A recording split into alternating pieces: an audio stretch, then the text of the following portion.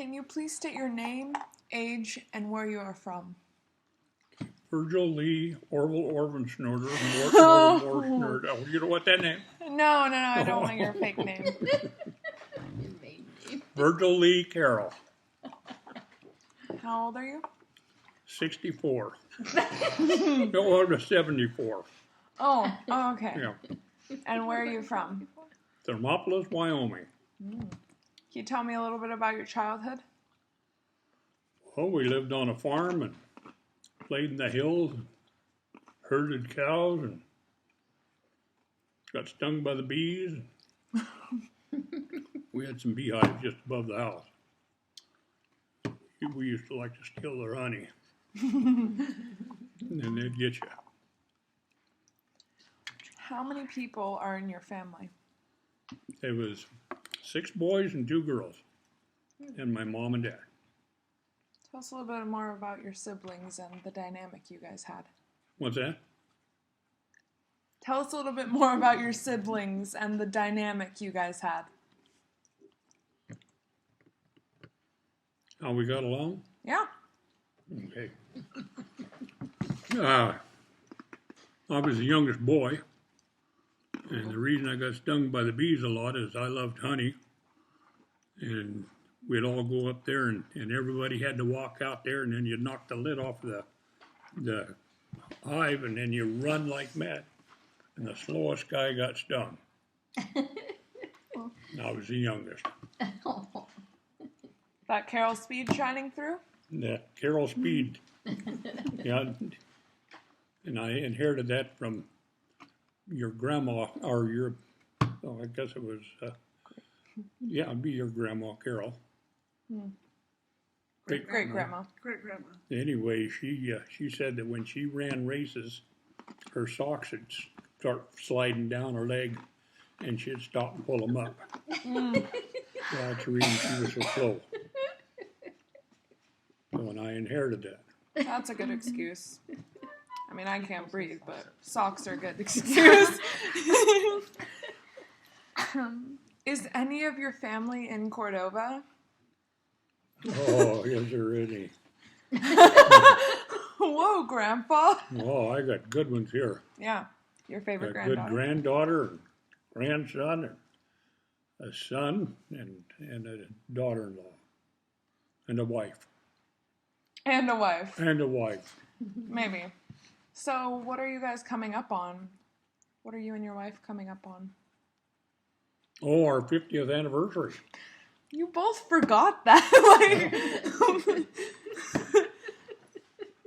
I thought of it right off. Oh, yeah. Because you're young and therefore And fast. I hope I have 50 more years with her. Because I've just about got her trained. That's too long. Oh, I think you mean she just about got you trained.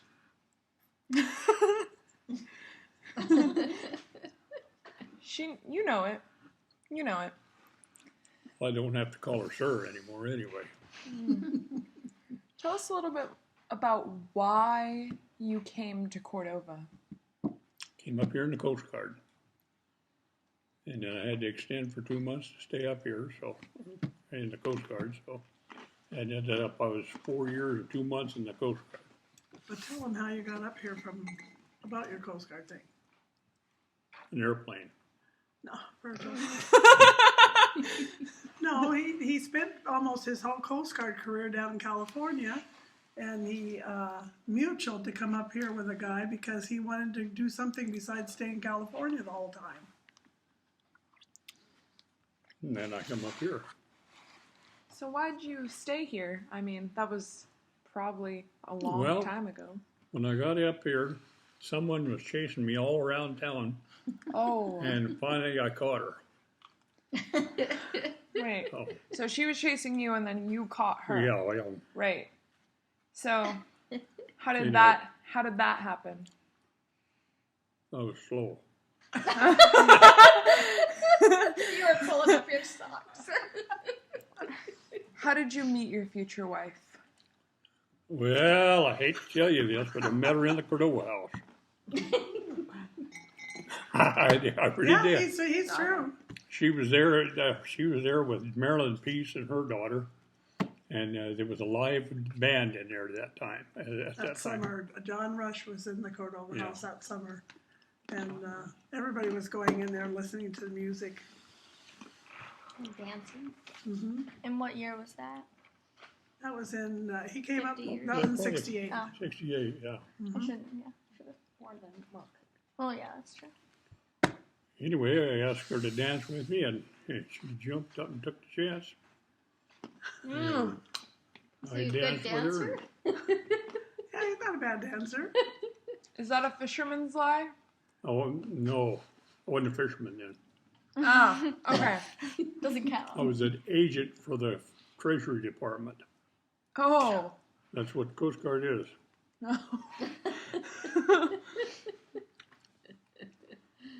At that time, the Treasury Department was in charge of us. Now it's the Army again. But anyway, I think. Tell us a little bit more about your occupation after Coast Guard. After the Coast Guard, I was a carpenter and a garbage man. I hauled fuel. I shimmed up houses underneath, crawl into the houses and jack them up and level them up.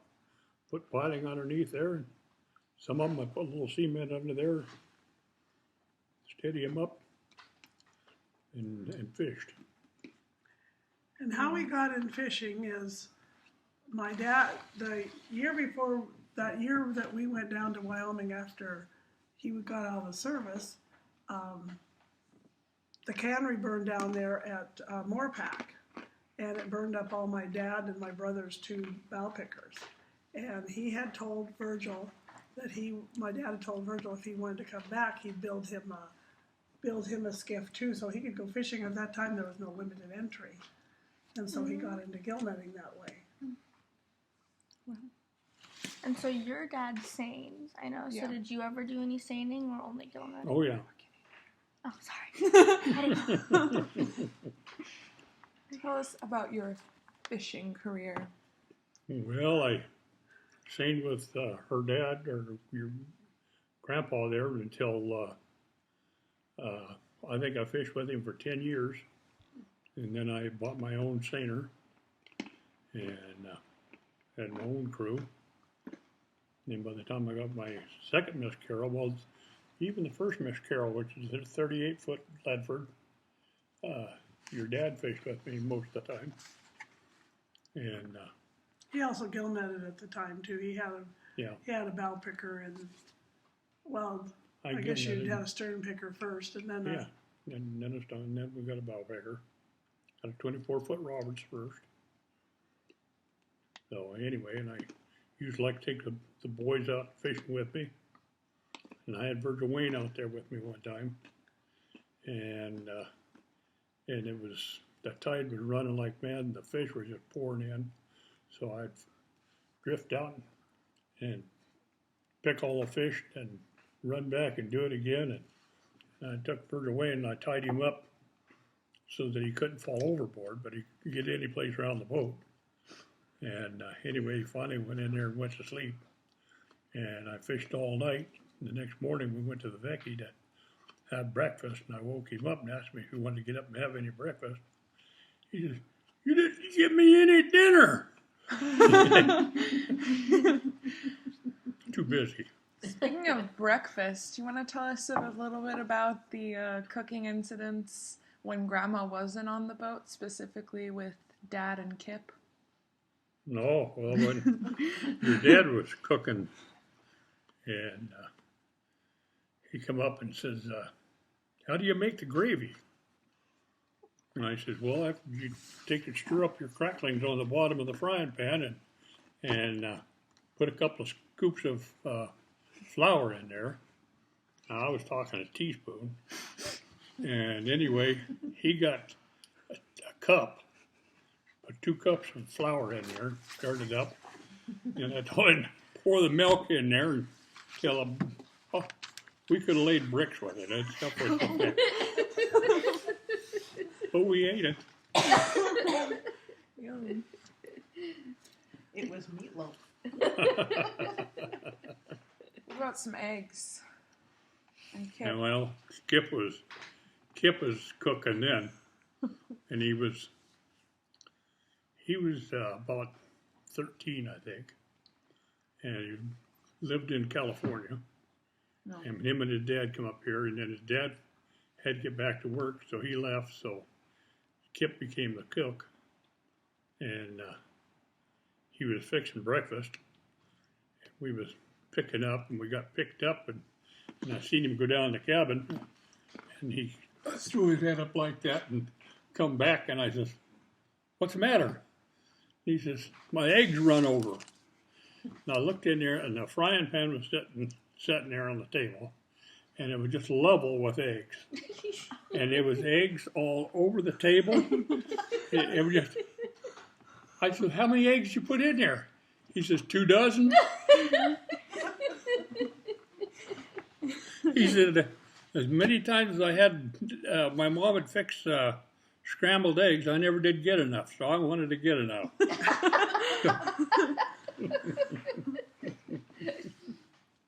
Wow. What is your favorite place in Cordova and the world? My home. The one in Cordova? Mm-hmm. Yeah, him and my dad built that home. Didn't you know that? No. Yeah. Well, your dad and I built that house, your house. Well, I knew that. There I we was a go. troublemaker a little My bit. dad and Virgil built our house. Yeah. What year? Well, they started in 73, in the fall of 73, taking all the muskeg out and stuff, and lay it.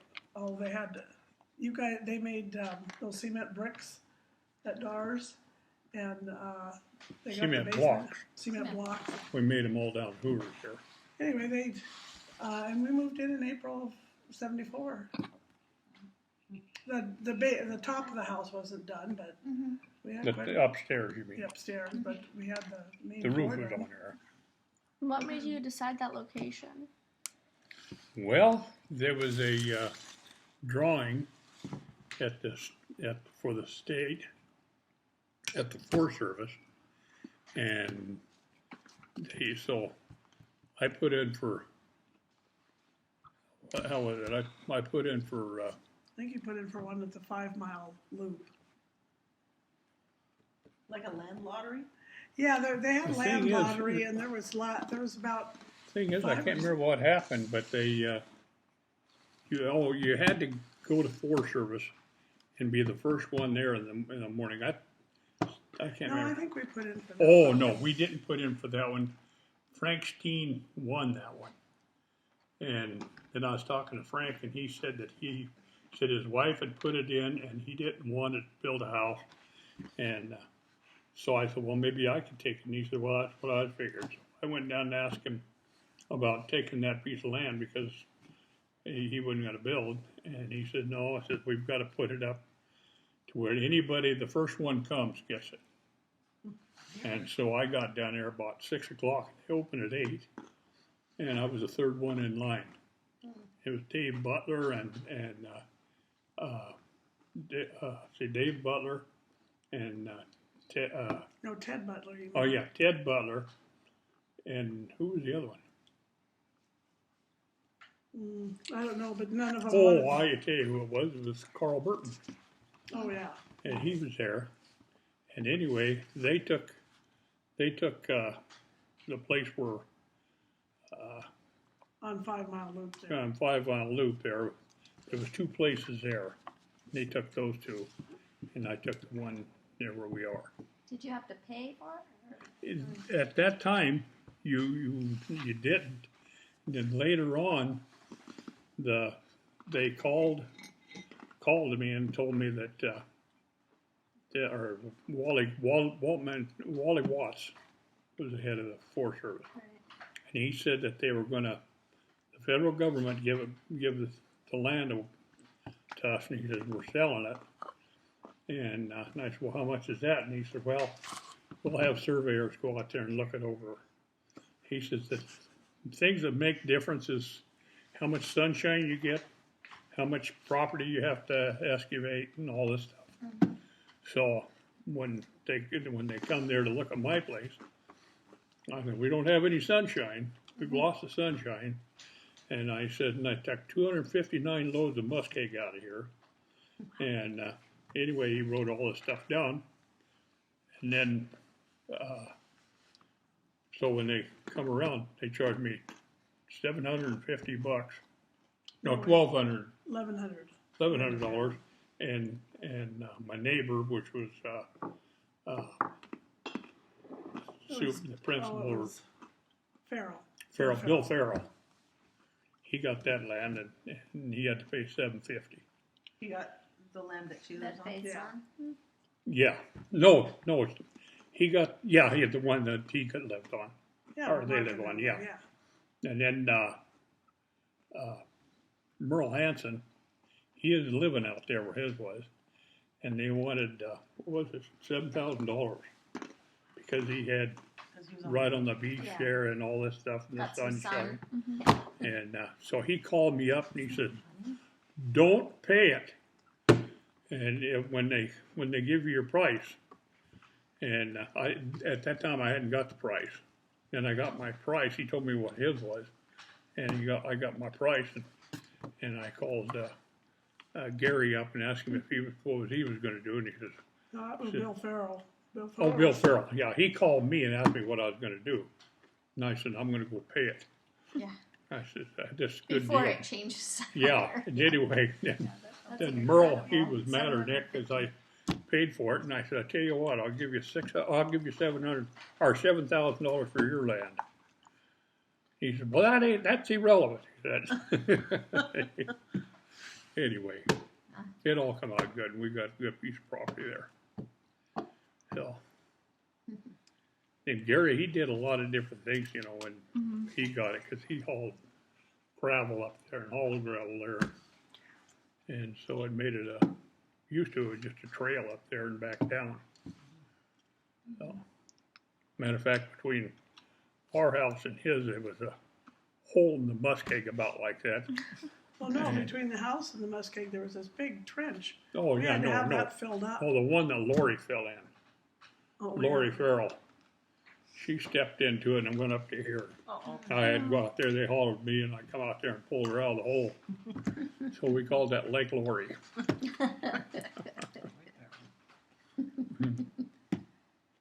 In what ways has the world changed since you were our age?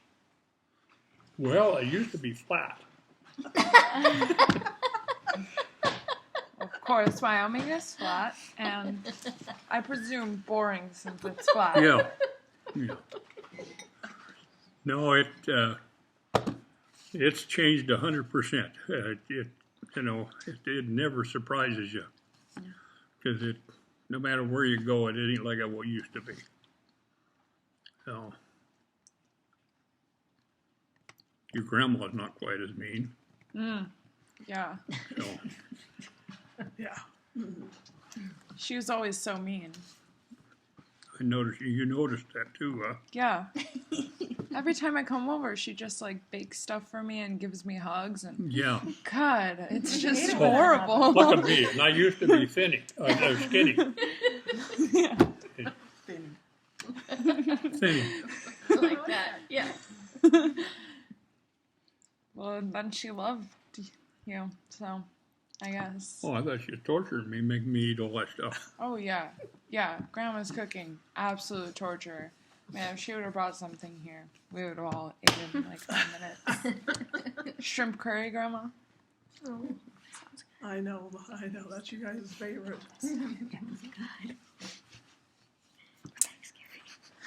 Well, the worst thing she ever fed me was really good. That's nice. It's true. What has been your most extraordinary experience? What's that? What has been your most extraordinary experience? Marrying your grandma. Tell us a little about that. No.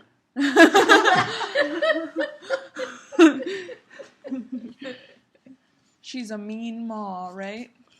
Yeah, I was such a calm sailor when I came up here. Yeah. When I met her, she was so drunk I could see two of her. She was so drunk you could see two of her. I thought she was drinking water. And you were drinking vodka. No. I was drinking a beer. But this Gibson, he was a shipmate. He come in there and he asked what we were drinking. And I'm having a beer, and I said, Charlotte's having straight vodka. Oh, baloney sauce, he said. Here, taste it. And it almost choked him to death. I said, I bet that was the first drink of water you had since you've been in Cordova.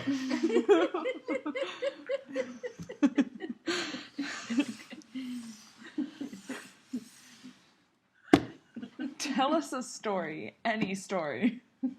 Don't know any. Oh, yeah. For sure. Yeah, you never tell me stories every time I come over. Well, something's got to happen to ring the bell to tell the story. Oh, God. That's what my dad always says. Yeah. I can't tell you a story unless it's there or something like that. Here's something I've always wanted to know. Where did wish in one hand and poop in the other, see which one gets fuller come from? What? My dad. He always says, my Yeah. dad says that to me because he said that to my dad. So, Who was it? Somebody just told me that, but a little different. Spit in one hand Yeah. and wish in the other. see which Who one. told me that? That sounds a little better than Somebody told I'd me hate to have Probably them Dana. spit in my hand. Oh, yeah, Probably. poop is better. I think it might have been Grandpa Fred, maybe. Oh, it might be Grandpa Fred. Might have been him. Wow. Can you remember anything about Grandma in your early days? Tell us a story about Grandma. Does that stir anything? He's a good storyteller. I can tell. Yeah, did you have any out-the-road adventures? Yeah. Tell us Oh. something. She's I can got think of one. The time you had me shoot the gun. Tell us. Well, I figured that I like to hunt, so I figured she'd like to hunt. Oh, of course. So we went out the road here and out Organic and across the Organic slough there was a rock over there. So I set her on the picnic table. Told her the rifle was going to kick, but I said it won't hurt. It'll just kick, and it's going to make a lot of noise. And it was not too bad. But anyway, she shot and bam, she hit that rock just like right in the middle. I showed her how to use the sights. And I said, now, that kicked. And I said, no, and I got to put another shell in there. You'll find it's just a jerk. It's not really a kick. And anyway, my old .6 had about that much play in the trigger. And so she was shooting the second time. She pulled the slack out, shoved it out like that, and pulled the trigger. Uh-oh.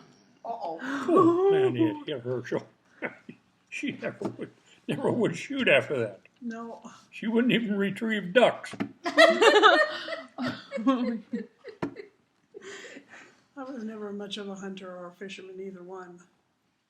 Although I fished on the boat. I mean, I worked on the boat, but Bet you cooked a lot of things on the boat for all those hungry crew. yeah. And for my brother and brother-in-law, too. Yeah, I used to take, I'd make sourdoughs, and I used to take the batter and put yeast and extra flour and sugar in it, and mix it up. And then if I had it, then I'd make cinnamon rolls for the middle of, for a snack in the mid-morning.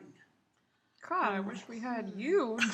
I'm the cook. I hate my But the cooking. thing is Chuck and Roger there, they would make a big old batter and have their hotcakes, and then they'd come over there to the boat and say, Charlotte, what do you do with all this extra batter? Oh. Oh, give it to me, she said. I She'd used make to- them some And cinnamon I rolls. used to make dinner rolls out of it, and one time I even made a pizza crust out of it. It was pretty good. You get creative. Yeah, I just, Those Did you old have timers, oil they just stove? had that little glob of we dough. actually had an electric stove, which Oh. was really nice. Yeah. Wow. On the 50-footer. Oh, yeah. I No, don't fish very much. I on the- told the Richard, other I one. says, I'd, you know, because he ordered his after I already had mine. And I says, I think I'd get rid of that oil stove and just put an electric stove in there. And well, anyway, he got a gas stove and left the oil stove out.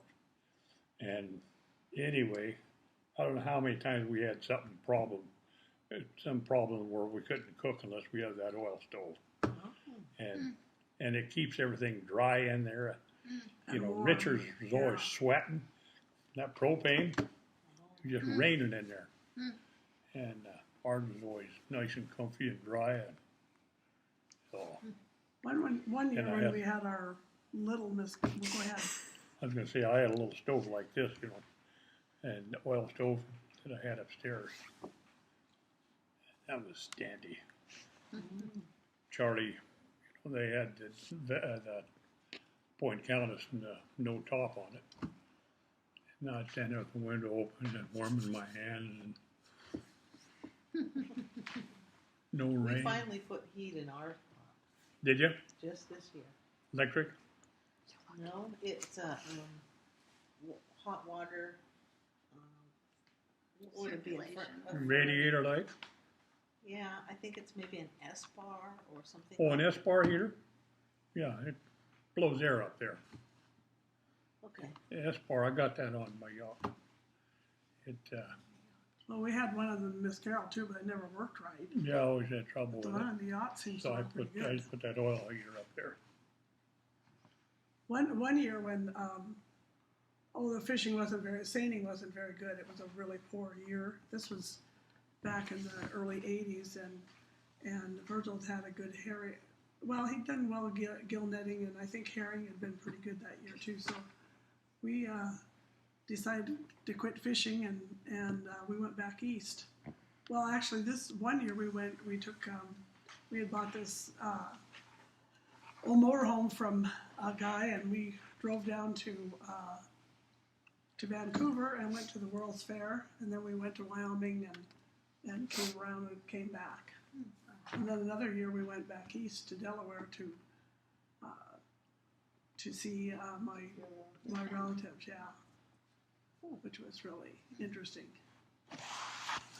And was that when the kids were still? Yeah, With you? I was trying to think that year. I think Doug was fairly old then. I mean, he was probably in high school then, freshman or something. The other one when we went to the World's Fair, I can't remember exactly how old they were. They were pretty young though. I mean, thing is They Doug were and, younger, Doug yeah. and Virgil Wayne went off by themselves going to ride that ride. I can't even remember what the ride was, but they had to wait in that line for an hour or 2 hours to get on the thing. Well, what it was, I had bought them a pass for all day. Well, I could have bought them each 2 tickets, and because that's all they got, and the day was gone. They waited in So- line. So you're buying an extra. I could have bought an extra 2 tickets in there for them. And you know, when we went to the World's Fair that time, we would take the fast train to the World's Fair, and they were always talking about Nanaimo. And when Virgil brought the second Miss Carroll up, they stopped outside of Nanaimo. I couldn't figure out what is Nanaimo, but it's a place in Canada. Nanaimo's on that Nanaimo Vancouver Island. It's on Vancouver Island. Is that where they relatives make the there. Nanaimo Do you really? bars? I assume. Yep, I have relatives. I don't know. I don't know what Nanaimo bars are. What are they? Made Dana deathly sick on his drive up the Elcan. Define, they're define cookies. deathly. with a sweet kind of a hard crust on the bottom and custard in the middle and chocolate on the top. They're He'll never- very delicious. He'll never eat another one. What happened? Maybe the custard went bad. Yeah, something was bad. How does the word old make you feel? Don't bother me much. Just the thing that worries me is your grandma's getting old. Oh, Yeah. yeah. You're the young one, right?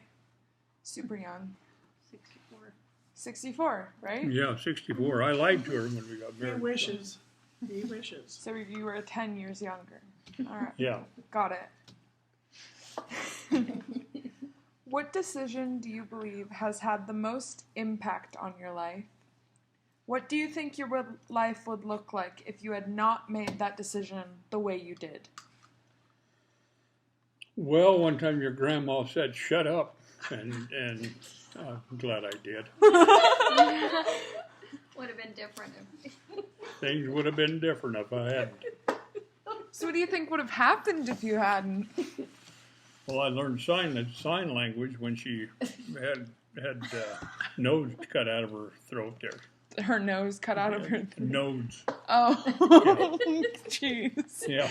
I had vocal when Rob was up in kindergarten. I had notes on my vocal cords, and I had them taken off, and I couldn't talk for quite a while. In fact, Mary Bevan's the one who actually did speech therapy with me to get me going again.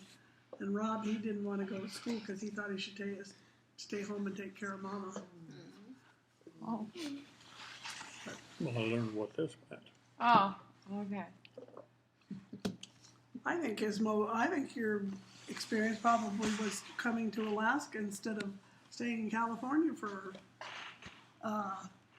all those years. Well, the traffic was worse up here. Oh, for sure. Yeah. I remember one time when I was in California, I was going to get my driver's license, and the gal checked my eyes. She says, "Sir," says she, "I'm going to put on your license that you can't drive without your glasses." And I thought, I'd hate to get caught on that freeway without them.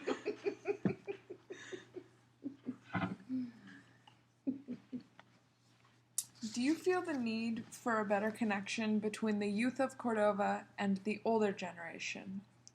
If so, what do you feel we need to do in order to bridge that gap? Call me sir. Okay, Grandpa, sir.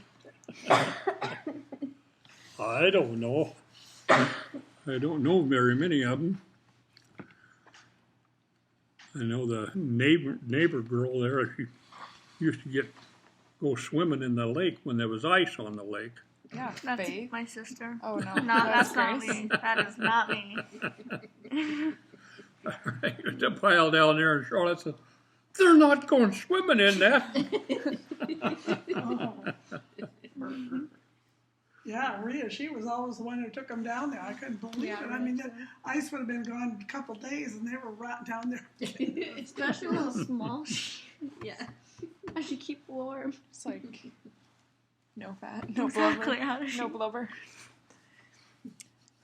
So, do you think that there's a need for a better connection between the youth and the older generation? Well, I don't know. I think that most kids want to do their own thing, and they don't want some old guy hollering and telling them to do something. So, except my granddaughter. Oh, yeah. I'm the best. She comes out and sees her grandpa once in a while. And it's nice that he has a grandson and granddaughter around that can help him once in a while. Well, that's for sure. So, if you guys didn't have your okay grandson and your super amazing, the best person in the world granddaughter, what would it be like? Do you think? Oh, just We might not be here. I'd probably be sitting at home crying. No, like, yeah. Well, the thing is anytime I need something done, I have to call you guys. So, what do you think? Pressure washed the house there a couple years ago, and Charlie pressure washed the yacht here just this summer. So I don't know what I'd do without him. So, what do you think that? So, for people who don't have one okay grandchild and one super amazing grandchild in town, what do you think that the youth of Cordova can do for them, and what do you think they can do, like, to let the youth of Cordova know what they need? Well, they could search out older people. I think one of the things they could do is search out older people and ask them if there's chores they can do for them, because a lot of older people anymore, you know, they get up to a certain age, they can't do anything. Sharon Ermold's getting a list together Is she? for us to put at the school, and then have them kids sign up for community service. Oh, Yeah, that's a I good haven't told you idea. that yet, but Surprise! and Olivia, you're supposed to be in rehearsal tonight. Okay. Is that You're it? supposed to go to rehearsal? You want to tell us anything more? Well, I don't know what else to tell you. Do advice. Sounds good. We're gonna get some advice No, from but that you. is true. That's a good idea. I mean, because there's a lot of things you just can't do. She asked what she could do to help, and I said, no, if you can make a list together of people that need help shoveling snow or whatever. Oh, I was I'll like, put what it do at you school. want me to ask it for advice? I run into I was like, Some advice. what was her Bye. name?